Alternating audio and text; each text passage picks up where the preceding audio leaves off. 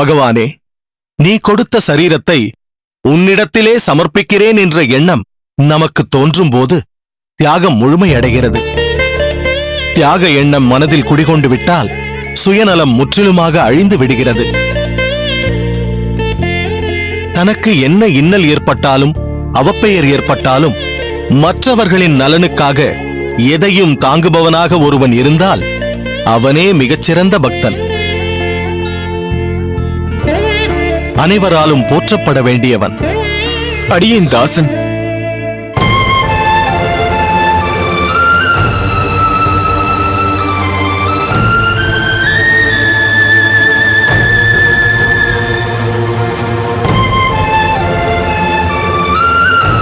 ஏன் அங்கேயே நின்று விட்டாய்? உள்ளே வா மாறநேர் நம்பி.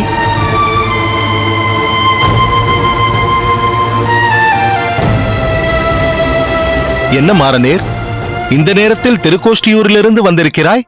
நீ மட்டும் தனியாகவா வந்தாய்? திருக்கோஷ்டி நம்பி வரவில்லையா?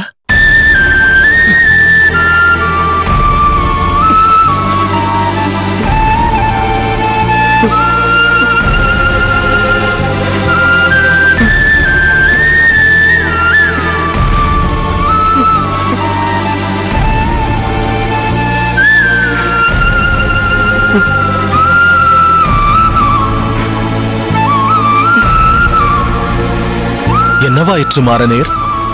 ஏன் உன் கண்களில் கண்ணீர்? திருக்கோஷ்டி நம்பியும் அவர் குடும்பத்தாரும் நலம்தானே?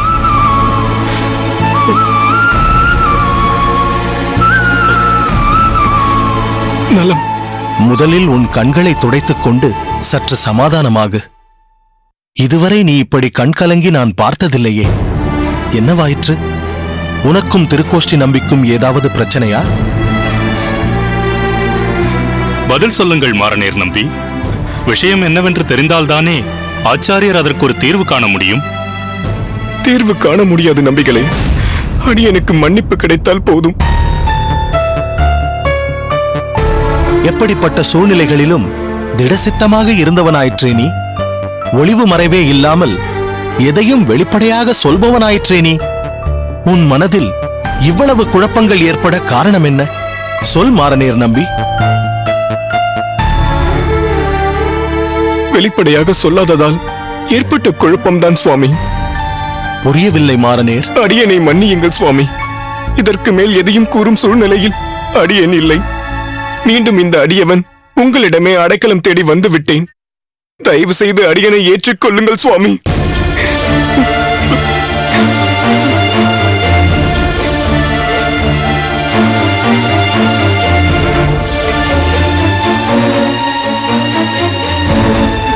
மாறநேர் நம்பி, சுவாமி கேட்பதற்கு. வேண்டாம் பெரிய நம்பி, எழுந்திரு.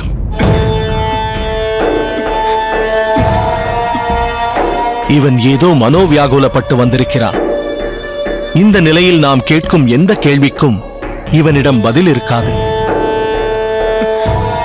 மாறநேர், எப்போதும் போல நீ முன்பு மடத்தில் செய்து கொண்டிருந்த அதே பணியை நாளை முதல் செய்யத் தொடங்கலாம்.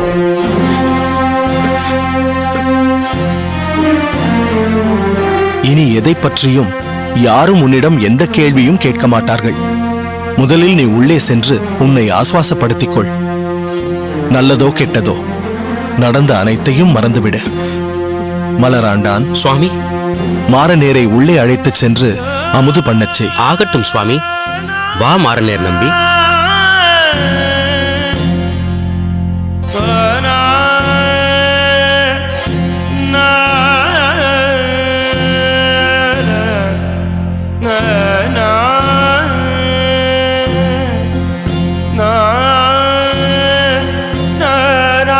மனதிற்கு மிகவும் வருத்தமாக இருக்கிறது சுவாமி.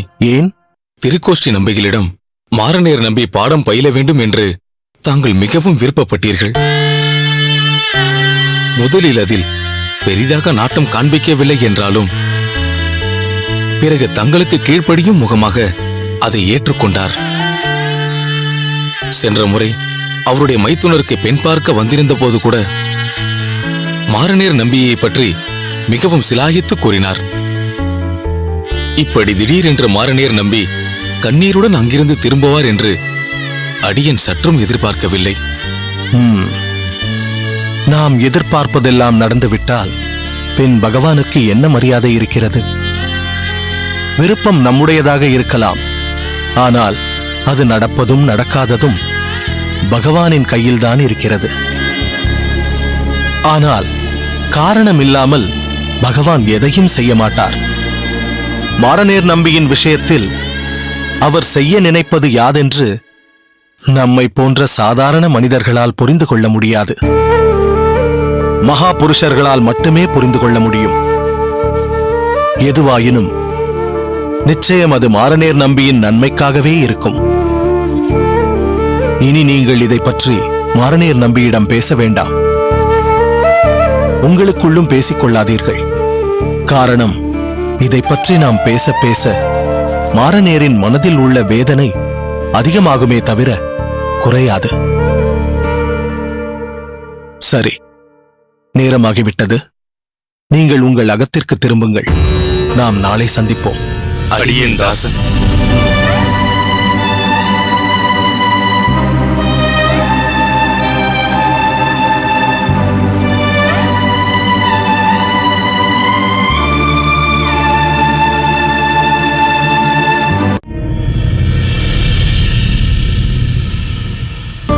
சுவாமி, நாம் திருமலையிலிருந்து புறப்பட்டு இன்றோடு 6 நாட்கள் ஆகிவிட்டன. மாப்பிள்ளை வந்ததும் சொல்லிவிட்டு கிளம்ப வேண்டியதுதான். எத்தனை நாட்களுக்குத்தான் பத்மா மாமி நம் குழந்தைகளை பார்த்துக் கொள்வாள்? எவ்வளவு நாட்களுக்குத்தான் வாசு மாமாவும் நம் அகத்திற்கு வந்து சாலக்கிராமத்துக்கு பூஜையையும் திருவாராதனத்தையும் செய்துவிட்டு போவார்? என்ன செய்வது புகழா? சாதாரணமாக அந்த மாப்பிள்ளை இவ்வளவு தூரம் இருந்துவிட்டு போகல் என்று வற்புறுத்த மாட்டார். என்னவோ தெரியவில்லை, பெரிய பிராட்டியும் இந்த முறை ரொம்ப பிடிவாதமாக இன்னும் 4 நாள் இருந்துவிட்டுத்தான் போக வேண்டும் என்று சொல்லிவிட்டாள். என்னாலும் நிர்தாட்சியமாக அதை தட்ட முடியவில்லை. சரி, மாப்பிள்ளையும் காந்திமதியும் கூட என்ன அவசரம், 2 நாட்களாவது இருந்துவிட்டு போங்கள் என்றுதான் சொல்ல போகிறார்கள். என்ன செய்ய போகிறீர்கள்? இல்லை இல்லை, இன்றே கிளம்பி விடுவோம். சோமயாஜியும் காந்திமதியும் எடுத்துச் சொன்னால் நிலைமையை புரிந்து கொள்வார்கள். புரிந்து கொண்டால் சரி, இல்லை என்றால் திண்டாட்டம்தான். மாப்பிள்ளை வருகிறார். வாருங்கள் மாப்பிள்ளை. என்ன இது, இதோ வருகிறேன் என்று சொல்லிவிட்டு போனீர்கள். அமுது செய்யும் நேரம் கூட கடந்து விட்டதே. கோயிலில் சற்று தாமதமாகிவிட்டது. சரி சரி, சீக்கிரம் கை கால்களை அலம்பிக் கொண்டு அமுது செய்யுங்கள். காந்திமதியும் உங்களுக்காக அமுது செய்யாமல் காத்திருக்கிறாள். எனக்காக அவள் அமுது செய்யாமல் காத்திருக்கவில்லை. நேற்றிரவில் இருந்து அமுது செய்ய மாட்டேன் என்று பிடிவாதமாகவே இருக்கிறாள். என்ன சொல்கிறீர்கள்? அமுது செய்ய மாட்டேன் என்று பிடிவாதமாக இருக்கிறாளா? அப்படியெல்லாம் செய்யக்கூடியவள் அல்லவே அவள். என்ன மாப்பிள்ளை, காந்திமதிக்கு என்னவாயிற்று? எதற்காக அமுது செய்ய மறுக்கிறாள்? சில தினங்களுக்கு முன்பு ராமானுஜனின் நெருங்கிய நண்பன் கோரேசன் என்பவனின் தாய் காலமாகிவிட்டார். நாங்கள் கூரத்தில் அவர்கள் அகத்திற்கு துக்கம் விசாரிக்கப் போயிருந்தோம். தாய் இருக்கும் போதே தன் மகன் கோரேசனுக்கு திருமணம் செய்து வைக்காமல் போனோமே என்ற கோரேசனின் தந்தை மிகவும் வருத்தப்பட்டார். அதில் இருந்து கோரேசனின் நிலைமை ராமானுஜனுக்கும் வந்துவிடக்கூடாது என்று அவனுக்கு திருமணம் செய்து வைக்க வேண்டுமென்ற கவலை காந்திமதியை ஆட்கொண்டு விட்டது. அது சரி, அதற்கும் அவள் அமுது செய்யாமல் இருப்பதற்கும் என்ன சம்பந்தம்? ராமானுஜன் திருமணத்திற்கு ஒத்துக்கொள்ளும் வரை அமுது செய்யாமல் உண்ணாவிரதம் இருக்கப் போகிறாளாம். என்ன இது? காந்திமதியா எப்படி நடந்து கொள்கிறாள்? மிகவும் பக்குவமானவளாயிற்றே. பக்குவமானவள்தான். ஆனால் இன்று தாய் என்ற ஸ்தானம் அவளை அந்த பக்குவத்திலிருந்து பிறழ வைத்திருக்கிறது. பெற்ற மனம் அல்லவா? நானும் எவ்வளவோ சொல்லி பார்த்து விட்டேன். அவள் தன் பிடிவாதத்தை மாற்றிக்கொள்பவளாக இல்லை.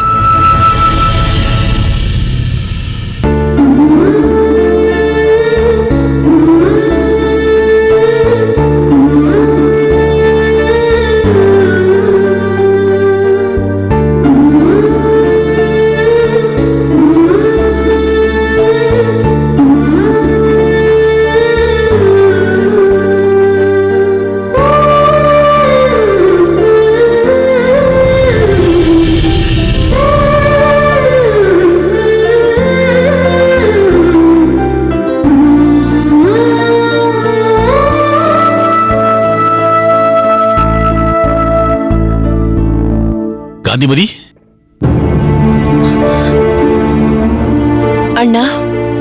என்ன காந்திமதி இது? இப்பொழுதுதான் மாப்பிள்ளை சொன்னார். என்ன பைத்தியக்காரத்தனம் இது? எது மன்னி பைத்தியக்காரத்தனம்? என் பிள்ளை சன்னியாசியாக போய்விடக்கூடாது. அவன் திருமணம் செய்து கொண்டு குழந்தை குட்டிகளோடு இருக்க வேண்டும் என்று ஒரு தாய் நினைப்பது பைத்தியக்காரத்தனமா? அம்மாடி, நாங்கள் அப்படி சொல்லவில்லை. ராமானுஜனை திருமணத்துக்கு ஒத்துக்கொள்ள வைக்க நீ கடைபிடிக்கும் வழியைத்தான் பைத்தியக்காரத்தனம் என்று சொல்கிறோம். சரி, நான் உங்கள் வழிக்கே வருகிறேன். நீங்கள் எல்லோருமாக சேர்ந்து அவனை திருமணத்திற்கு ஒத்துக்கொள்ள வைத்தீர்களா? மாறாக அவனை ஆச்சாரியரிடத்தில் சேர்த்து விடுவதில் தானே நீங்கள் தீவிரமாக இருக்கிறீர்கள். எதை வைத்து அப்படி சொல்கிறாய் காந்திமதி?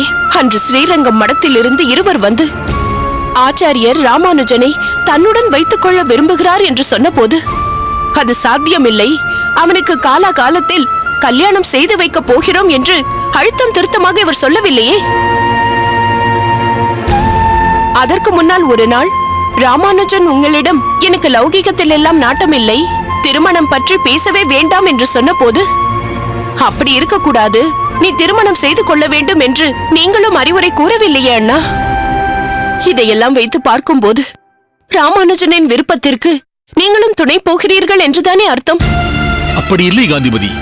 அன்று அவனுடைய உள்ள கிடக்கையை அறிவதற்காகத்தான் அப்படி பேச்சு கொடுத்து பார்த்தேன்.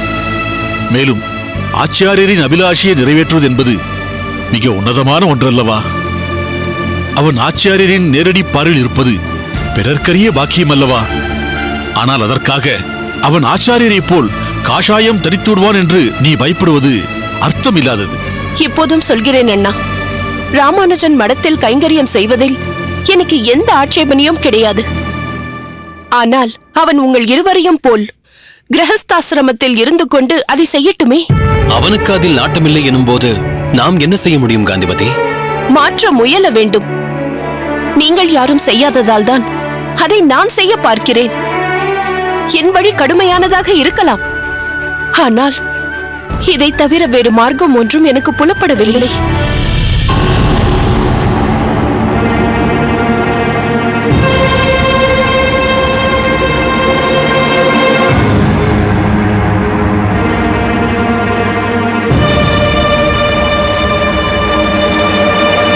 என்னம்மா, எதை பற்றி இப்படி பதற்றமாக பேசிக் கொண்டிருக்கிறீர்கள்? உன்னை பற்றித்தான், உன் திருமணம் பற்றித்தான்.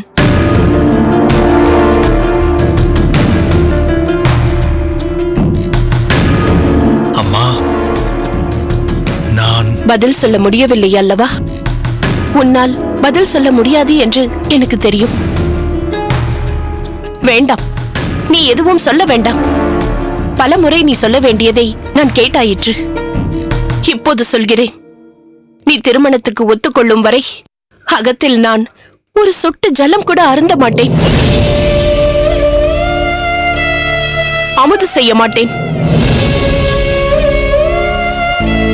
இப்படித்தான் என் உயிர் பிரிந்து போக வேண்டும் என்றால் போகட்டும்.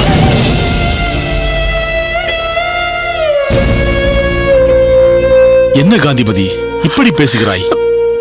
இனி உன்னிடம் பேசி பயனில்லை. ராமானுஜா, உன் அம்மாவை பற்றி உனக்கு தெரியாதா? அவள் ஒரு முடிவை எடுத்து விட்டால் பின்பு அதிலிருந்து சற்றும் மாற மாட்டாள். சற்று நீ விட்டு கொடுத்து போ ராமானுஜா. காய் தானாக கனிய வேண்டும் மாமா. தடி கொண்டு அடித்தால் யாருக்கும் பயன்படாமல் போய்விடும்.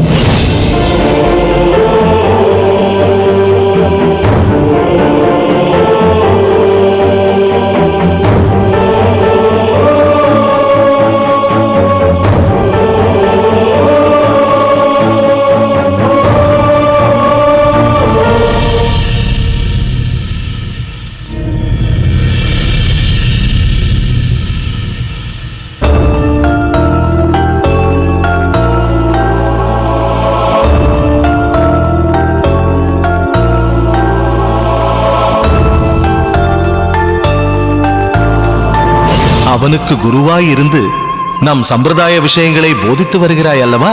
அப்பணி செவ்வனே நடந்து கொண்டு வருகிறது சுவாமி. சாமானிய தர்மங்கள், அதன் அவசியங்கள் எல்லாம் இப்பொழுது மாரநேர நம்பிக்கை அத்துப்படி.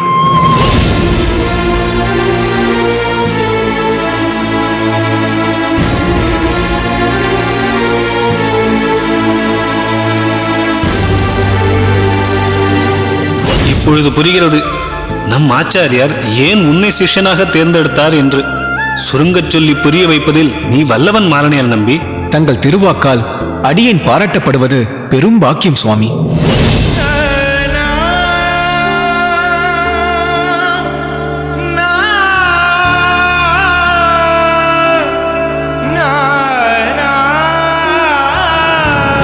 நீ இந்த பொற்காசுபதியை பத்திரமாக வைத்துக்கொள். நான் ஊரில் இல்லாத சமயத்தில் கோவில் அதிகாரி வந்தாலோ அல்லது அவர் சொல்லி ஆள் வந்தாலோ இந்த தொகையை அவரிடம் சேர்த்துவிடு. இதை உன் அறையில் பத்திரமாக வைத்துக்கொள். ஆகட்டும் சுவாமி.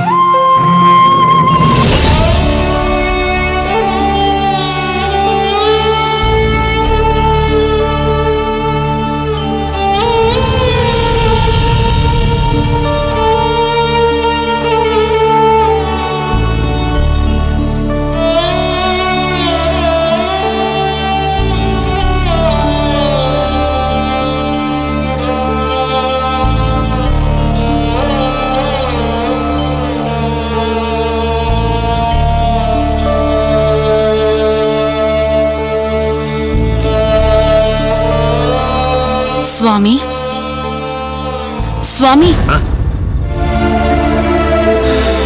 சொல் மேகவல்லி. படுக்கையில் தங்களை காணவில்லை. அதனால்தான் தேடிக்கொண்டு இங்கு வந்தேன். குழந்தைகள் உறங்கிவிட்டார்களா? நீ அமுது செய்தாகிவிட்டதா? நான் அமுது செய்தாகிவிட்டது. குழந்தைகள் எப்போதோ உறங்கிவிட்டார்கள். தங்களுக்கு உறக்கம் வரவில்லையா? மனம் பேதலித்து இருக்கும்போது உறக்கம் எப்படி வரும் மேகவல்லி? நடந்த சம்பவத்தை நினைத்து பார்த்தால் என்னால் தாங்கிக் கொள்ளவே முடியவில்லை. என்னால் எதிலும் கவனத்தை செலுத்த முடியவில்லை. சுவாமி, தாங்கள் நேரத்திற்கு உறங்கி விடியற் காலையிலேயே எழுந்து அனுஷ்டானங்களை முறையாக செய்பவர். நடந்தவற்றையே நினைத்துக் கொண்டிருந்தால் தங்களின் அன்றாட பணிகள் பாதிக்கப்படக்கூடும். பனிக்காலம் வேறு தொடங்கிவிட்டது. இரவில் இப்படி வெட்ட வெளியில் இருப்பது உடம்புக்கு ஒத்துக்கொள்ளாது சுவாமி. நீ என் உடம்பை பற்றி சொல்கிறாய், ஆனால் மனதிற்கு ஒத்துக்கொள்ளாத விஷயம் பலதும் நடந்துவிட்டதே. என்ன செய்வது சுவாமி? நம்ப முடியாத அளவிற்கு பல விஷயங்கள் நடந்துவிட்டது. இருப்பினும் கண்களை மூடி சற்று உறங்க முயற்சித்தால் மனதின் பாரம் குறையும். நிம்மதியான உறக்கம் வர வேண்டும் என்றால் முதலில் மனது நிம்மதியான நிலைக்கு வர வேண்டும் மேகவல்லி. அது தற்போது என்னிடம் இல்லையே. உடம்பில் ஏதேனும் வலி வேதனை என்றால் மருந்து உட்கொண்டு அந்த வேதனையிலிருந்து மீண்டு வரலாம். ஆனால் மனது என்பது நம் உடம்பில் எங்கே இருக்கிறது என்றே தெரியாத போது அதன் வலியையும் வேதனையையும் என்ன செய்து போக்க முடியும்?